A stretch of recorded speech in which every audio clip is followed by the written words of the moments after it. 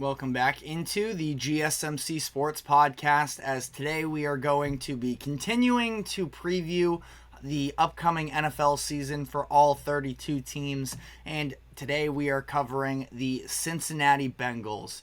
And the Bengals last year had a pretty weird season where coming into the year, we saw Joe Burrow suffer a calf strain that was really impacting him early on. Now, he was able to play the games early in the season, but it was very clear, anytime they cut to him on the sideline, he was using that massage gun.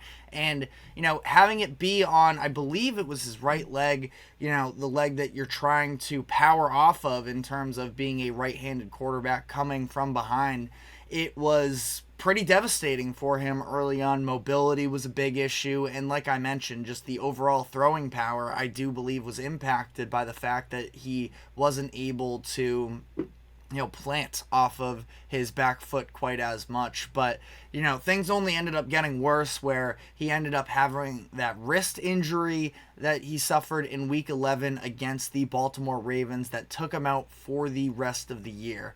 And ultimately, it was just not the season you were hoping for out of Burrow, where it feels like, if you're a Bengals fan at this point, any year where Joe Burrow is fully healthy, you have to have confidence that you are going to be able to be a contender. And last year, they just never really were able to hit their stride because Joe Burrow was never able to be fully healthy. And yet, overall, they still ended up winning 9 games. And I don't think that the Bengals fans should feel like they are all that far off and that they improved in the offseason. But we're going to be going through some of their 2023 numbers, and there really weren't a ton of positive notes. And obviously, when you're talking about the offensive statistics, you do have to understand that Burrow missed those 7 games, and that he was, and that ultimately for Burrow, he because of the fact that he was gone, the passing statistics were significantly down. But even that being said, that definitely wasn't all of it, and it's going to be difficult for the Bengals to try and rebuild all of that up in the first place. Finding that momentum again, it doesn't help that their offensive coordinator in Brian Callahan left them this offseason. He received the head coaching job offer for the Tennessee Titans, so they end up replacing Callahan with Dan Pitcher, who has been the quarterback's coach for the past few seasons. So ultimately a pretty good job replacing him, I would say. And when you look at last year's numbers, again, not a ton of positives there. Only mark that they were top 10 in was red zone, but other than that, they were sort of below average in the majority of categories. That I think a lot of that will correct itself once Joe Burrow is back and healthy. The thing that stands out to me the most, though, looking at the numbers, is the fact that they were 31st in rush yards per game last season. And on top of that, they are losing their number 1 running back in Joe Mixon. So they ran for just 89.8 rush yards per game last year. Joe Mixon, they end up trading him, signing Zach Moss as his replacement as the running back 1. It is, I would say, a downgrade, but I don't know quite how significant. Ultimately, when you look at Mixon's tenure over the course of the number of years that he was with Cincinnati, he played there for, I believe it was 7 seasons, and he had some good years, but ultimately he did feel like he was overall kind of net average. Now, he had some very big touchdown performances throughout his career and he was mostly, when he was healthy, he was a consistent 1,000 yards rusher in most seasons, but I don't know how much he really moved the needle. And now they're probably going to lean more into the Joe Burrow attack because they had Mixon, dating back a number of years before Burrow came into town and took over the scene. But Joe Mixon is definitely a loss for them. Now, ultimately shaping out their new depth chart at running back as things currently stand, it's Zach Moss, and then it's Chase Brown, Travion Williams, and Chris Evans. A number of names that have showed some promise. Chase Brown was a rookie for them last season, but, outside of that, Evans and Williams have been with the Bengals for a good few years, and they're going to be in backup roles, so maybe some promise. We'll see. I still don't feel like the rush attack is going to be significantly better. I mean, 31st in the league is pretty hard to, be worse than, looking at the numbers there, and the fact that Joe Burrow missed as many games as he did, and the passing offense just wasn't quite the threat, especially once Jake Browning came in, that teams were able to load up against the run a little bit more. But I don't think that they upgraded necessarily. Again, Joe Burrow's presence makes things easier for the Bengals in terms of the run game, but the offensive line is mostly the same. And, at the running back position, it's still pretty mediocre overall, which isn't going to be make or break for them. It is the pass game that their offense is going to be very predicated on. I want to briefly touch here on T. Higgins, who obviously it's been a very noisy offseason for him, considering the fact that he was franchise tagged and the two parties weren't able to come to a deal. Higgins was frustrated with that, requested a trade at one point, but I think that ultimately they're going to come to terms that Higgins realistically just did not have the trade value that would have been worth it for the Bengals, coming off of the worst statistical season of T. Higgins' career. And for him, he just doesn't really have all that much leverage. He's going to go play with a quarterback in Joe Burrow that is top 3 in the NFL, in my opinion. Definitely top 5 and when healthy. And ultimately, he should see his numbers come back, and this can probably be a symbiotic relationship, at least for this year, where Higgins can build up his value again and ultimately get paid next offseason. So I think he's going to be there.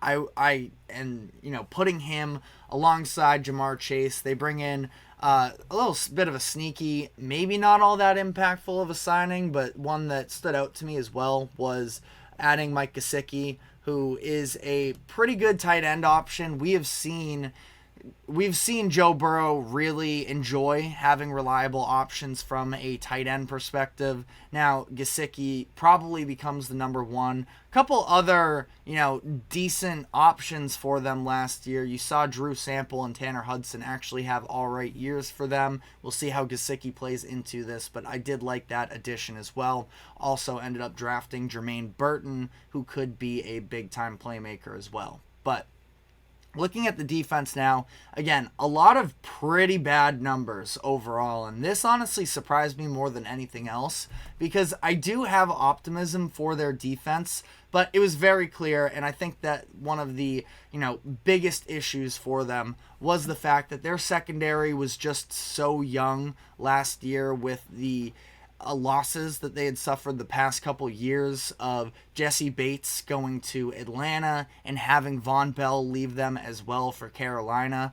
But you look at the names that they have on that defense last year, and I was surprised at just how unsuccessful they were. Trey Hendrickson has had 17 and a half, I believe it was last season, sacks. He has had 13 and a half or more in in 3 of the past 4 seasons. He's another player who did request a trade about a month ago or so, but I don't think that's happening either. The Bengals are looking to cash out on a chance at a Super Bowl, and they're not going to make any moves right now unless they are forced to, that are going to, actively, at this point in the offseason, they're not going to make moves to make themselves worse. They are going to try and capitalize on everything that they have this year. But Sam Hubbard has been a pretty nice development across from him. They add Sheldon Rankins this offseason from a D tackle. And then I think that they have some depth, some names that I'm interested in. The one I'm most so interested in is Myles Murphy. They took him in the first round of the 2023 draft out of Clemson. He was really good there when he was with Clemson. So I feel like they're going to try and maybe get him some extra looks and see if he can be a replacement for Trey Hendrickson if Hendrickson continues to be unhappy there in Cincinnati. He does still have 2 seasons left on his contract, but we'll see there. Bengals overall pretty strong defensive front additionally with some of their linebacking core of Logan Wilson and Jermaine Pratt. But like I mentioned, that secondary is the biggest concern with them. And this offseason, they add Von Bell back in free agency after his stint with Carolina, and Geno Stone, who ended up having a career season this past year with Baltimore, still a very young player that could end up having some big-time upside, but Stone was a big part of that Baltimore defense that was among the best in the league last season. So I love adding this veteran presence of Von Bell. Even if Geno Stone, age-wise, isn't necessarily a veteran, had a few seasons under his belt, was a contributor last year for a team that went to the AFC Championship. And they have a lot of young players in that secondary that I think have high upside as well. I'm a big fan of Cam Taylor-Britt. And then at cornerback, they have a couple other young guys, Jordan Battle, DJ Turner, Dax Hill, all players with potential that they've drafted in the first 2 days of the NFL draft within the past 3 drafts. So a lot of upside players, but again, a good amount of inexperience. And I do like them also having Mike Hilton there. So I think that Hilton and Bell can be a combination of options in that secondary that can, help organize the group a little bit better. But looking at their schedule, I think that ultimately, pretty good, all things considered. I talked about this with the Ravens last week, that when you were talking about having a team in a division that is as strong as the AFC North is, that it's not often you're going to come across an easy schedule, but Sharp Football Analysis has this as the 6th easiest schedule in the NFL this upcoming season. Their line is at 10.5 wins. Biggest games probably, especially if you're looking at the out of division matchups, it is week 2 against the Kansas City Chiefs on the road in that one. It's week 8 on the road against the Philadelphia Eagles, and it is week 14 on the road against the Dallas Cowboys. Now, outside of that, out of division opponents aren't all too bad. You have the Patriots, the Commanders, the Panthers, the Giants, all of these different teams that just aren't all that threatening to a team like the Bengals. So I think that they're going to have a big time bounce back season, specifically so looking at the damage they could potentially do in the postseason. But I have my record prediction for them at 11-6. Their line is 10.5, so I have them slightly over here.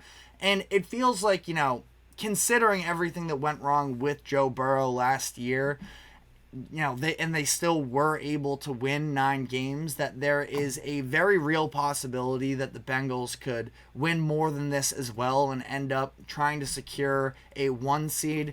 Looking at the teams that we have already done our predictions for up to this point, I think that they are right in that conversation. I have the Bills and the Ravens also with 11 wins. So they're going to be, in that sort of competitive nature at that point. You look at the AFC last year, 4 teams with 11 wins. 12 is what got it done, I believe. Let me double check on that note, but I believe it was 12 wins for the Ravens that was able to get it done in the AFC last year to lock down that 1 seed. So, it was 13 actually that they won.